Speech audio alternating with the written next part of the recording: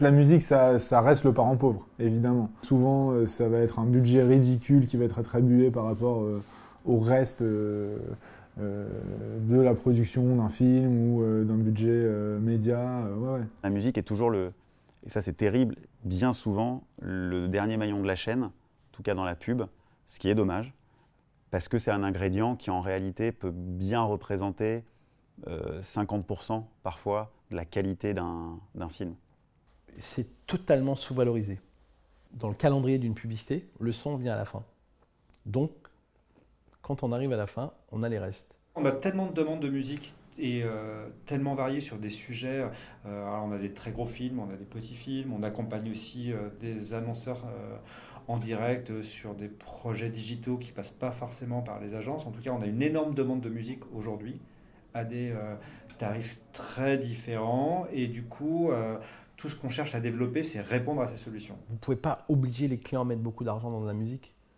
Vous ne pouvez pas les obliger. Par contre, parfois, et des fois ça ne se justifie pas, hein. Des fois il y a des musiques de catalogue qui suffisent amplement pour un film. Mais des fois, quand vous avez les moyens de le faire, et des fois même quand vous n'avez pas les moyens, ça vaut le coup de le faire. Music is always the moment where, when you start talking about music, it's always the moment where everybody starts arguing and everybody starts having an opinion. And it's really the thing, like, it's kind of like ideas, you know, everybody has them, that doesn't mean that they're all good. Autant un annonceur va avoir tendance à laisser la main au réalisateur avec l'agence sur des problématiques de montage, technique pure, pour dire à un moment donné, oui c'est vrai que là, bon, c'est pas trop mon domaine, autant la musique, tout le monde a un avis sur la musique. Mais c'est important. Et d'ailleurs, moi j'encourage même tous les gens qui sont impliqués sur un projet, je les encourage à chercher la musique du film. C'est important quand on a une idée d'aller jusqu'au bout et de leur dire mais regardez, vous n'aviez pas pensé à ça, mais ça marche aussi. Et pour telle et telle raison.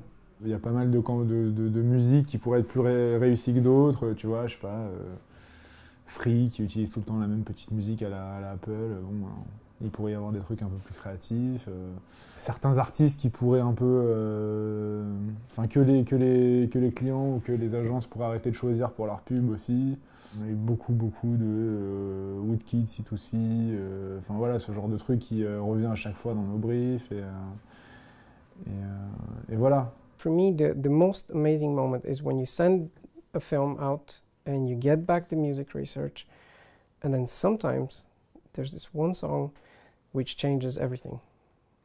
Which gives you like this entirely different way. You didn't expect at all that your film can have this effect, you know. Une fois de plus, c'est qu'est-ce qui va aller le mieux sur ta pub. C'est-à-dire que c'est sûr que le dernier Lacoste, quand ils nous sortent Flume, je crois, qui n'était pas encore au top du top, mais qui allait certainement le devenir, tu ne sais plus à un moment donné si c'est le fait de l'avoir mis sur cette pub qui les a vraiment propulsés, si qu'est-ce qui se serait passé véritablement s'il n'y avait pas eu la pub. La pub Lacoste, t'enlèves la zik, t'en mets une autre, ça fait pas du tout le même film, quoi. Mais vraiment, c'est la musique qui éclate, le script il est bien, la réal elle est super et tout, mais le morceau il emballe le bordel totalement. Et pour moi, la chose fondamentale, c'est qu'est-ce qui à un moment donné va faire qu'à la fin, j'ai une belle campagne, la meilleure campagne possible. Si c'est avec un morceau inconnu des années 50, je prends. Si c'est avec un mec qui va sortir un album dans 6 mois que personne n'a jamais entendu, je prends aussi. Mais oui, ça mérite parfois qu'on s'y attarde un peu plus et que le client considère ça un peu plus. Et voilà. Mais il se rend compte, en fait, à chaque fois qu'il finit un projet, tout le monde se rend compte que, ouais, en fait, il nous faut la musique, mais juste on n'a pas les moyens, quoi. On sait bien que dans la musique, faire une synchro aujourd'hui, c'est quand même très recherché. Donc tu ne sais plus aujourd'hui qui a vraiment besoin de qui. C'est un phénomène assez intéressant. La pub n'est plus vue aujourd'hui comme un peu une espèce de grand diable. Parce que je pense que tout le monde a vendu son âme au diable. Je pense que quand tu te mets sur Facebook, tu t'es autant vendu que quand tu es sur une pub Peugeot, tu vois. Mais pour l'instant, je vois plutôt un peu des artistes ou des DJ qui ont plutôt des comportements de notaire et de plan de carrière de réussite, plutôt d'engagement social ou politique.